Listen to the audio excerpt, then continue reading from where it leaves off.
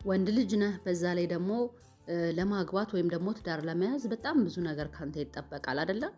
ወንድ እንደመሆን ከወንድ ብዙ ነገር ይጠበቃል። ገቢ ማምጣት ያለበት ያው በእኛ ባህል አሁን ላይ በእርግጥ ብዙ ነገሩ እየቀረ ሁለቱም ተመሳሳይ ወይም ደግሞ መረዳዳት ምናምን ነገር ደርሰዋል። ግን እንትን አለው ምን አለው መሰለህ በቃ እንዴት ነው ሁለታችሁም ስትኖሩ አንድ ቤት ውስጥ አንድ ጎጆ ውስጥ ስትኖሩ የሆነ ነገር ማዋጣት ሊኖርባችሁ ይችላል። ግን ብዙውን ሚና የሚወስደው ወንድ ልጅ ነው። ወንድ ልጅ ደግሞ ከትዳር በፊት ራሱን ዝግጁ ሊያደርግ ይገባል። በምን ዝግጁ ሊያደርግ ይችላል? ወይም ደግሞ ከትዳር በፊት ምን ማድረግ አለብኝ ለምትለው ጥያቄ መልስ አለኝ ዛሬ ላይ።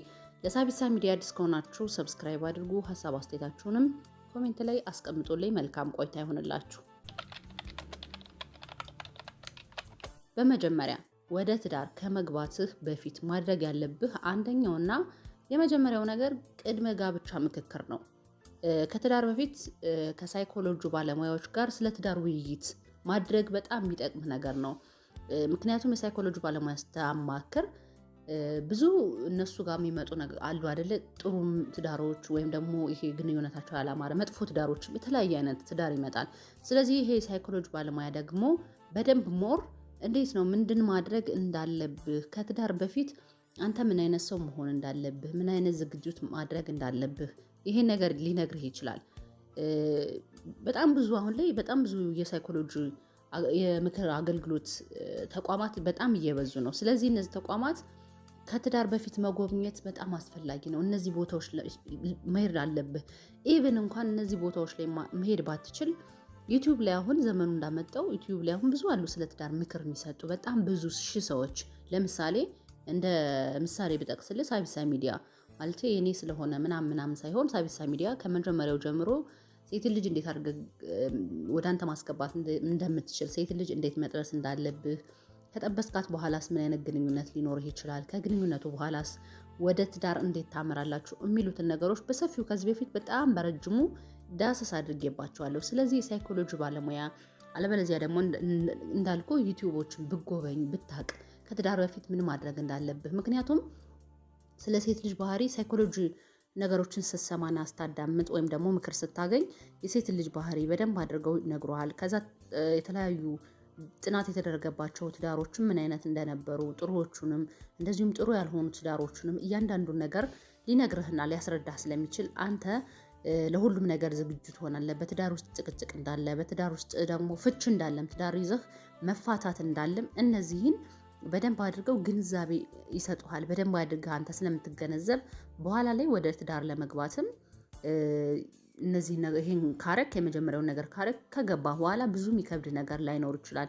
ምክንያቱም የሴት ልጅ ባህሪ ቢያንስ ከመቶ የሆነ ነገሩ ግማሽ ሴቱን ባህሪ ቢነግሩህ የዛችን ሴት የትኛው ነው አይ እንደዚህ ብለው ነበር እያልክ ትዳርክን እንድትመራና ጥሩ ትዳር እንዲኖርህ ስለሚያደርግ የመጀመሪያው ቅድመ ጋብቻ ምክር መውሰድ ነው።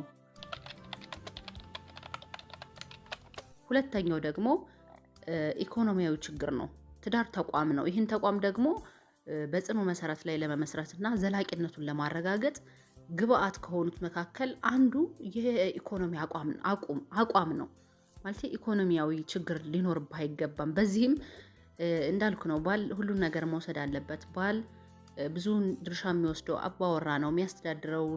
በቃ በጣም ብዙ ነገር ይጠበቅብሃል። የቤቱን መምራት ጤፍ ከመግዛት ጀምሮ የእሷን የሜካፕ ከመቻል ጀምሮ ስለሚያስፈልግህ የኢኮኖሚ ችግርህን ልትፈታ ይገባል። በኢኮኖሚ ውስጥ ኢኮኖሚያዊ ችግርህን መፍታት በቃ በገንዘብ የተሻልክ ሰው መሆን ይኖርብሃል። ዝም ብለህ ገንዘብ ሳይኖርህ ወይም ደግሞ ያለ ገንዘብ በቂ ላይሆን ይችላል ለአንተ እንኳን አጥግቦ ሳያሳድርህ ሌላ ሴት ወይም ደግሞ ሌላ ሰው፣ ሌላ ተቋም፣ ሌላ የተለየ ሌላ ቤተሰብ ትዳር አንድ ራሱን የቻለ ተቋም ስለሆነ ሌላ በቃ ራሱን የቻለ ሌላ ህይወት ነው ይዘህ የምትመጣ። ልጆች ይመጣሉ። በዚህ መሀል ግን አንተ በኢኮኖሚ ደካማ ወንድ ከሆንክ ጭቅጭቅ ይመጣል። እንደዚህ በቃ እንደዚህ ሳላረግ እንደዚህ ማድረግ የምችለውን ምናምን ነገር እንደዚሁ የገብቼ ምናምን በሚል ጭቅጭቅ ስለሚኖር ኢኮኖሚያዊ ችግርህን ፍታ። ገንዘብ ይኖርህ። ወንድ ልጅ ገንዘብ ካለው የትኛውም ሴት ትፈልገዋለች በመሰረቱ። ከዛ ሲቀጥልም ደግሞ ገንዘብም ላንተ ነፃነት ነው። ገንዘብ ያለው ሰው ነፃነት አለው። ገንዘብ ካለ በሰማይ መንገድ አለ ይባላል አይደለ? እርግጥ ነው። ምን አባቱ ደግሞ እንዴት በሰማይ መንገድ ሊኖር ይችላል ልንል እንችላለን። ግን ገንዘብ የብዙ ነገር መሰረታችን ነው። የብዙ ነገር ምክንያቱም አሁን ላይ በብዙ ነገር በገንዘብ ነው የምንንቀሳቀሰው። እያንዳንዱ ነገር ይሄ ነው ብዬ ልልህ የማልችላቸው ነገሮች፣ ምክንያቱም ሁሉም ነገር ያለንበት ዓለም መሬቱ ሳይቀር በገንዘብ ነው ተገዝቶ የሚኖርበት። ስለዚህ ለምትረግጣት ለእያንዳንዷ ነገር እየከፈልክ ማለት ነው የምትኖረው። ያ ስለሆነ የገንዘብ ነፃነትህን ገንዘብ ሊኖርህ ይገባል። የገንዘብ ነፃነትህን ማወጅ አለብህ። ወደ ትዳር ዘለህ ከመግባት በፊት ወይም ደግሞ ትዳርን ከማሰብ በፊት የገንዘብ ሁኔታን፣ ችግርን፣ የኢኮኖሚያዊ ችግርን ፍታ። ብትችል ቤት ይኖርህ፣ ብትችል መኪና ይኖርህ። አለበለዚያ ደግሞ የተሻለ ደመወዝተኛ ሁን። የተሻለ የገቢ ምንጭ ያለህ ወንድ መሆን ይኖርብሃል። ይሄን ነገር ማድረግ አለብህ እንጂ ዘለህ ወደ ትዳር አትግባ። ሶስተኛው ትክክለኛ ምክንያት ነው። ትዳር የምንይዘው ለምንድን ነው የሚለውን ጥያቄ በተገቢው መልክ ካልመለስክ ወይም ደግሞ ትዳር የማንወጣው አዘቅት ነው ማለት ለምንድን ነው የምናገባ? ለመውለድ ነው? ተጋግዞ ለመኖር ነው? አንዳንድ ጊዜ አንዳንድ ሰዎች ነው እንደዚህ ይሄ እንትን አለ አይደለ? አብራችሁ ትተኛላችሁ ምናምን ያልጋው ላይ ምናምን ጨዋታ የሚባለውን ነገር ለዛ ነው የተጋባችሁ ምናምን ስትሏቸው፣ አይ እንደዛ አይደለም። እሺ ለምንድን ነው የተጋባችሁ? ተጋግዞ ተባብሮ ለመኖር። እንደዛ የሚባል ነገር የለም። ስለዚህ አንተ ለምንድን ነው የምታገባ? በመጀመሪያ ደረጃ ትዳር ለምንድን ነው የምትይዘው? ይሄንን በደንብ አድርገህ ልታስብበት ይገባል እንጂ ከዚህ በፊት ትዳር ቤተሰቦች እናትና አባት ተጋብተው ስለወለዱ፣ ወንድም ስላገባህት ስላገባች፣ አክስት ስላገባች አይደለም አንተ ትዳርን የምትይዘው።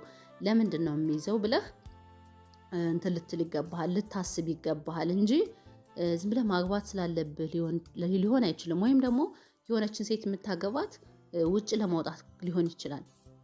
ወይ ደግሞ የሆነ ቪዛ ለማግኘት ከሆነ ምንም ጥቅሙ ሳይገባ የትዳር ጥቅሙ ሳይገባህ የትዳር ሁኔታው ሳይገባ ሳትወዳትም ሳታፈቅራትም ዝም ብለህ ማግባት ስላለብህ ጓደኞች ስላገቡ ቤተሰቦቹ ስላገቡ ብቻ የተለያየ ሰው ስላገባ ብቻ አንተ ማግባት በፍጹም የለብህም። ለምንድን ነው ማገባ የሚለውን ነገር ለራስህ ይህን ጥያቄ መልሰው። ደግሞ የምታገባበት ምክንያት ምንድን ነው? የሆነ ምክንያት አቀረብክ፣ ግን ትክክለኛ ምክንያት መሆን አለበት። ትክክለኛውን ምክንያት የምታገባበትን ትክክለኛ ምክንያት ማወቅ ይጠበቅብሃል። ይሄን ሳታውቅ ወደ ትዳር መግባት ምናልባትም ትዳርህን የሚያቃውስ ካንተም አልፎ ሌላ ሰው የሚጎዳ ነገር ነው። አራተኛ ሌሎች የቤተሰብ አባላትና ጓደኞችን በተመለከተ ነው። የትዳር አጋርህ ወይም ደግሞ ሚስትህ የምታገባት ሴት ቤተሰቦችና ጓደኞች በተለይ የልብ ወይም ደግሞ የልብ ጓደኛ የምንለው አለ አይደል? ከልብ አብረን በደንብ የምናወራው ከልባችን ውስጥ ያለ እነዚህን ሰዎች ከነዚህ ሰዎች ጋር የሚኖረን ግንኙነት ከትዳር በፊት ጥሩ ቢሆን ይመከራል። ማለት የሚስትህ ጥሩ መልካም ጓደኛዬ ናት የምትላት ከልብ የምታወራት ከልብ ብዙ ንግግር የምትሰጣት ከዛ ቤተሰቦቿን ምናምን ነገር አሉ አይደለ? ከነዚህ ሰዎች ጋር ከሚስት ጋር ነው የምትኖረው ወይም ደግሞ ከሆነች ሴት ጋር ልትኖር ነው አይደለም የምትኖረው። አግብታት እኔ ምን ቤተሰቦቿን በግባባ ልግባባ ከቤተሰቦቿ ጋር ልኖር አይገባም። ልኖር ማለት ልግባባ ብዙም አይጠበቅብኝም የምትል አይነት ከሆነ ትጎዳለህ። ለምን ብትል ቤተሰቦቿ ጋር ትገናኛለህ። የኢትዮጵያ ትዳር ከቤተሰብ ጋር በጣም ጥልቅ ቁርኝት ያለው ነው። በበዓል እንገናኛለን፣ በሀዘኑ በደስታው ስለምንገናኝ ከትዳር ከማግባት ሚስትን ከመያዝ በፊት እነዚህን ሰዎች የእሷን የልብ ጓደኞች የምትላቸው እና ቤተሰቦቿ ጋር በጣም ጥሩ ግንኙነት ቢኖርህ፣ መልካም የሆነ ነገር ቢኖርህ፣ ጥሩ የሚባል ደስ የሚል አይነት ወሬ ቢኖርህ የተሻለ ነው። ትዳርህን እንዲሰምር ያደርገዋል። ከዛ ሲቀጥልም ደግሞ ማለት ለአንተም ደስ ብሎ ከነዛ ሰዎች ጋር ትገናኛለህ። አምስተኛውና የመጨረሻው ጓደኛ መሆን እንችላለን ነው። ከትዳር አጋር በተጨማሪ ጓደኛ መሆን ይኖርባቸዋል። እንደ ጓደኛ የፈለግኩትን ከአጋሬ ጋር ማውራት እችላለሁ ወይስ እየመረጥኩኝ ነው የማወራው የሚለውን አበክረህ ማየት አለብህ። ምክንያቱም በብዛት በጓደኝነት ጊዜ ተግባብታችሁ እስከምን ድረስ መዝለቅ አለበት የሚለው ወሳኝ ነጥብ ነው። ሳንግባባ መጋባት መጨረሻው ፍችና የቤተሰብ መበተን ስለሆነ፣ ስለዚህ የሆነችን ሰው ወይ ደግሞ የሆነችን ሴትዮ እንበልና የትዳር አጋር ልታረጋት ፈልገህ ከሆነ የወደፊት ሚስትህ እንድትሆን ፈልገህ ከሆነ በቃ በጓደኝነት ብትቀርባት ጓደኛዋ ብታደርጋት ጥሩ ጓደኛ መሆን የምትችል አይነት ወንድ ብትሆን መልካም ነው። ለምን ብትል በመግባባት ውስጥ ብዙ መቀራረብ ይመጣል። በጓደኝነት ውስጥ ብዙ ሚስጥር ማውራት ይመጣል፣ ነፃነት ይመጣል። ስለዚህ እነዚህን ነገሮች ማድረግ ይኖርብሃል እንጂ ማግባት ስላለብህ ዘለህ ትዳር ውስጥ መግባት በፍጹም የለብህም። እነዚህን 5 ነገሮች ተግባራዊ አድርጋቸውና እስኪሞክራቸው ከማግባት በፊት በደንብ አድርገህ ትኩረት ሰጥተህ እያቸው። ውድ የሳቢሳ ቤተሰቦች የዛሬው ፕሮግራሜ ይህን ይመስላል። ለሳቢሳ ሚዲያ አዲስ ከሆናችሁ ሰብስክራይብ አድርጉ። ሀሳብ አስተያየታችሁን ኮሜንት ላይ ጻፉልኝ።